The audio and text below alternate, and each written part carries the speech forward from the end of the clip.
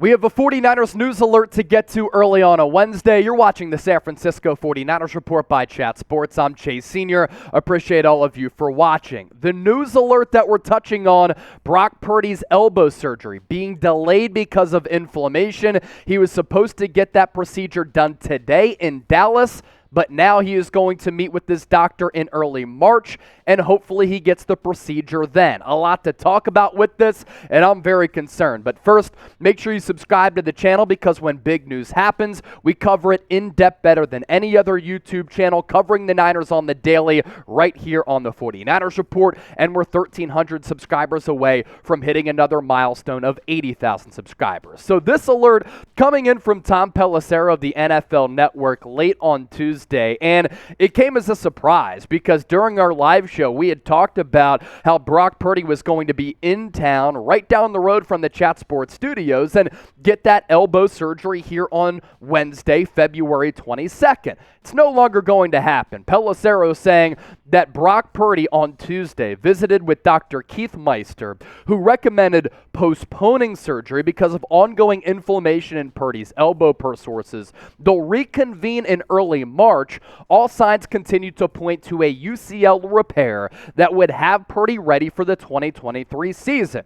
Now, Pelissero tries to have a positive spin on this by continuing and saying the best outcome for the so-called internal brace surgery comes once inflammation is gone and range of motion is back. Delaying surgery doesn't change the timeline much, so this is the prudent course of action to make sure Purdy returns at 100%.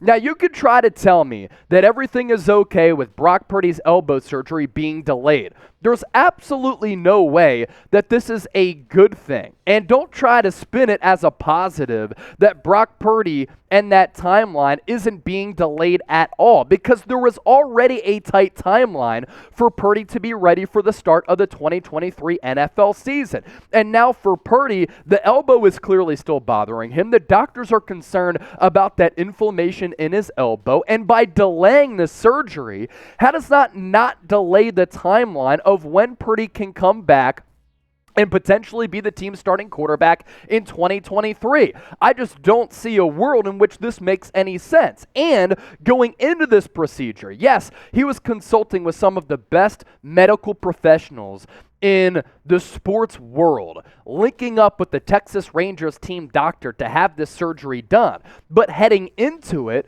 we still didn't know if the procedure was going to be a full Tommy John reconstruction, which would put him out for about a calendar month, or he was going to get that internal brace, which would then lead to that 6-month timeline. And what's concerning about this 49ers team heading into offseason activities in 2023 with the team that is chock full of premier talent, that's ready to compete for a Super Bowl, with a roster that is deep on both sides of the ball and has a great coaching staff led by Kyle Shanahan and Steve Wilks, there is literally not a healthy quarterback on this roster right now. Trey Lance is expected to ramp up and start running this weekend. He admitted that he misspoke about when he would be able to return.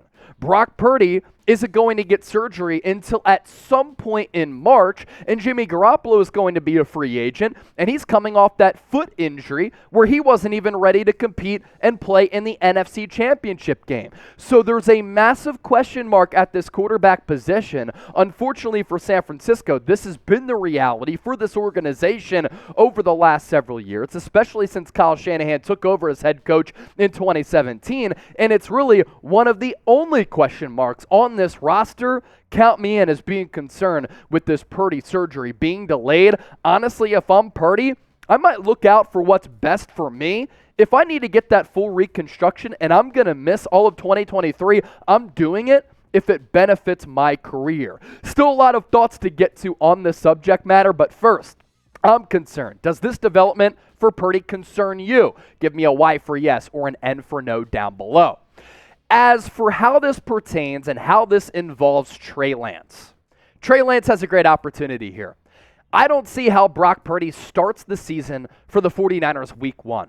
I just don't. The timeline was already going to be tight. And now Trey Lance has an opportunity. As I took to Twitter to say this, give me a follow at Chase_Senior. After 2 tough years to start his career, finger injury, knee injury, now the ankle injury, to prove himself in OTAs and during the offseason, because he's going to get every single rep to become the team's starting quarterback, impress the organization in the process, and show why he was taken number 3 in the NFL draft a couple of years ago out of North Dakota State. We keep talking about him being 6'4", 225 with a strong arm, solid athleticism, and good mobility. Now it's time for him to complete passes accurately, consistently, prove that he can stay healthy, master Kyle Shanahan's offense, and win the QB1 job. It's on Trey Lance now. And if Trey Lance doesn't win the team's starting quarterback role, he is to blame, because this is a great opportunity for him to do so. He couldn't beat out Jimmy Garoppolo in year 1. Year 2, he gets injured. Heading into year 3, now it's Lance's opportunity to shine, and if he doesn't, it's on him for why he can't become the team's starting quarterback. More thoughts to get to on this, and I hope that you hang out with us because there's plenty to discuss here. We're going to look at some 49ers free agency options and some draft targets, but first, today's 49ers report is sponsored by Cultivate. Head to wecultivate.us/chatsports to start saving money and have a safer and better shopping experience. What is Cultivate? A free browser extension that brings transparency to your Amazon shopping experience. Cultivate shows you the brand, seller, or product origin and identifies local alternatives that support local community efforts while saving you, the shopper, money. With over 50% of Amazon U.S. sellers based in China, Cultivate offers a way to avoid trickery from these sellers and keep money in the U.S. economy. Cultivate offers alternatives that are on average 30% less expensive than Amazon without any additional costs, such as Amazon Prime. It can even identify local alternatives that you can pick up the same day. So what are you waiting for, faithful? Head to wecultivate.us/chatsports and download Cultivate for free.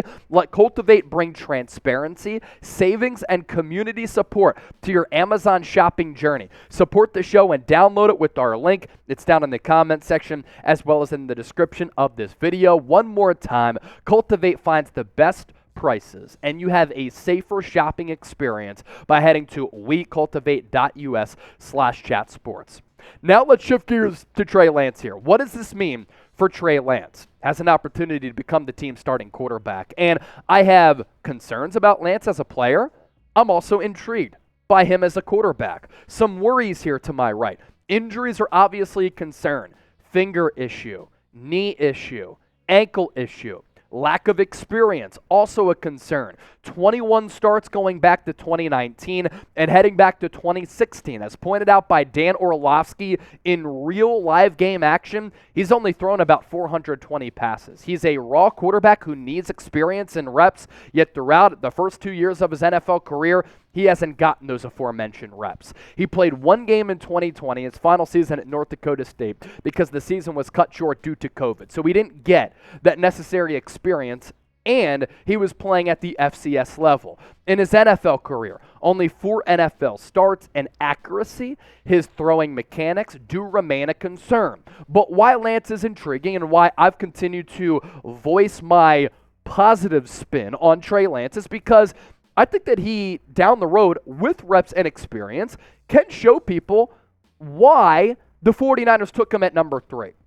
He's a very gifted quarterback. If you go back to when it wasn't a monsoon against the Chicago Bears, completed some really nice over routes, some really nice touch throws to Brandon Ayuk, made a couple of really nice plays with his arm and with his legs in that game. And then in his 2 starts in the NFL against the Cardinals as a rookie and against the Texans as a rookie, he took the top off of the defense. He ran quarterback power to some levels of success. He's still only 22 years old, so about to be 23. He's like 3 years younger than Stetson Bennett, who's entering the NFL draft. Untapped potential and ability. How would he rank among all quarterbacks in the 2023 draft class? Probably pretty high. Would he be behind Bryce Young? Would he be ahead of C.J. Stroud? Would he be ahead of, as I had trouble with that, of a guy like Anthony Richardson? I think that he would be drafted in the first round and potentially still be a top 5 pick. And when you look at him as a quarterback, arm strength, mobility, and then sometimes most importantly as a franchise quarterback, no character issues at all, and is said to be a good locker room guy. So with that, let's ask you this. Who's going to start in 2023? Week 1. Is it going to be Brock Purdy? I find it to be an uphill battle. Is it going to be Trey Lance? Let me know down in the comment section by typing a BP or a TL. As for how Purdy fared in replacement of Jimmy Garoppolo, and this is why it's unfortunate that the surgery is being pushed back, because I wanted to see a quarterback competition between a healthy Purdy and a healthy Lance. I think that competition brings the best out of everybody, and who was going to rise to the occasion? Was it going to be Purdy? Was it going to be Lance? Was it going to be the number 3 overall pick a couple of years ago, or was it going to be Mr. Irrelevant? From Purdy, he was a little bit more consistent with his accuracy than Trey Lance, and obviously had more reps than Trey Lance to prove what he could do. And I wish Kyle Shanahan would have called games for Lance like he did for Garoppolo and Purdy, because I do believe that he could have flourished and had success. But 67% in the regular season, 1,300 yards, undefeated as a starter, 13-4 touchdown to interception ratio, yards per completion at 12.1. Then in the playoffs, struggled a little bit against the Dallas Cowboys in the second round. Did have an opportunity to see what he could do against the Eagles. I do believe that the Niners' game plan would have been able to expose potentially the passing lanes against that Eagles defense.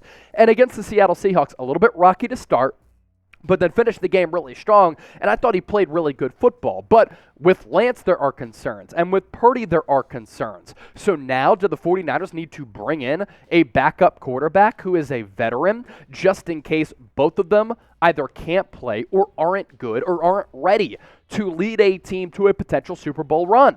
Jacoby Brissett going to be a free agent. I like him as an option. Do you try to tap into the potential of Baker Mayfield? I thought he showed some things against the Los Angeles Rams. Do you try to do the same with Sam Darnold? Because him and Baker, they were unfulfilling in their expectations as being the number 2 pick or number 1 pick for Baker Mayfield, and then a top 3 pick for Sam Darnold. Do you go after a veteran like Case Keenum, who maybe offers you something very similar to Jimmy Garoppolo and Brock Purdy? Do you bring in Andy Dalton? Shoot, at this point, is it out of the realm of possibility to bring back Jimmy Garoppolo on this team? Even though Kyle Shanahan said after the year, we don't envision him coming back, but he also said that last year, and what do you know? Garoppolo did come back. I think at this point, it's become clear that the 49ers need to bring in a veteran backup quarterback. He can be the number 3 option behind Purdy and Lance, but if both of them end up sticking up the joint or both of them continue to suffer from injury issues, you know you can fall back on a veteran to help lead the charge. And then the other part of this conversation, do you draft a quarterback now? A Stetson Bennett, who I think would be a good scheme fit for the Niners and offers a lot of similarities to Brock Purdy. Similar athletic profiles, a little bit limited with their arm strength, sneaky mobility, and pretty solid athleticism. And for Bennett, won 2 national championships. Although he's in his mid-20s, I would think about bringing him in. Jake Haener out of Fresno State, NorCal guy. I love what I saw from him throughout his college career, and what he did against USC a couple of years ago against premier competition, really good. Clayton Tune is getting some buzz out of Houston. Tanner McKee is a big-bodied quarterback out of Stanford who might not have durability concerns like some of these other smaller quarterbacks like a Jake Haener and a Stetson Bennett. So quarterback draft targets there. And then the 49ers might need to bring in a veteran quarterback as well. At the end of the day, this is why you subscribe to the channel, youtube.com/49erstv. When big news happens, we cover it, and we're going to be covering it every step of the offseason. So do you want the Niners to draft a quarterback? D for draft, S for sign. We appreciate all of you for rocking with us. Don't forget to subscribe and turn on those notifications. Therefore, when we push out a news alert video or when we go live, you will be notified.